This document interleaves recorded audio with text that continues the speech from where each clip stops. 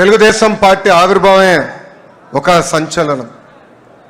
Telugu Desam party మొదటి గెలుపు ఒక చరిత్ర. రాజకీయాల్లో రికార్డులు సృష్టించాలన్నా, ఆ రికార్డులు బద్దలగొట్టాలన్నా అది కేవలం ఒక తెలుగుదేశం పార్టీతోనే సాధ్యం. మూడు అక్షరాలు తెలుగు వారి ఆత్మగౌరవం కోసం తొడగొట్టాయి. ఆ మూడు అక్షరాలు తెలుగు ప్రజల గుండె చెప్పుడుగా మారినాయి. అవి మూడు అక్షరాలు కాదు, ఒక ప్రభంజనం. ఆ మూడు అక్షరాలేంటి? ఎన్టీఆర్, విశ్వవిఖ్యాత నట సార్వభౌమ స్వర్గశ్రీ నందమూరి తారక రామారావు గారు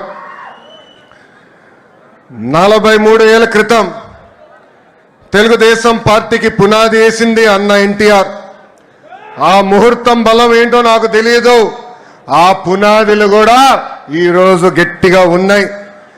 పార్టీ పెట్టిన 9 నెలల అధికారంలోకి వచ్చి తెలుగు వారి సత్తా ఏంటో ఢిల్లీకి తెలియజేసిన వ్యక్తి అన్న ఎన్టీఆర్. 43 ఏళ్ల ప్రయాణంలో ఎన్నో విజయాలు చూశాం, ఎన్నో సంక్షోభాలు ఎదుర్కొన్నాం. కానీ ఎన్ని కష్టాలు వచ్చినా ఎత్తిన పసుపు జెండా దించకుండా, మడిమ తిప్పకుండా తెలుగుదేశం పార్టీకి కాపలా కాసింది ఈ పసుపు సైన్యం. ప్రత్యర్థులు మీద పడిన, మీసాలు మిలేసి తొడగొట్టిన అంజిరెడ్డి తాతనే మన ధైర్యం.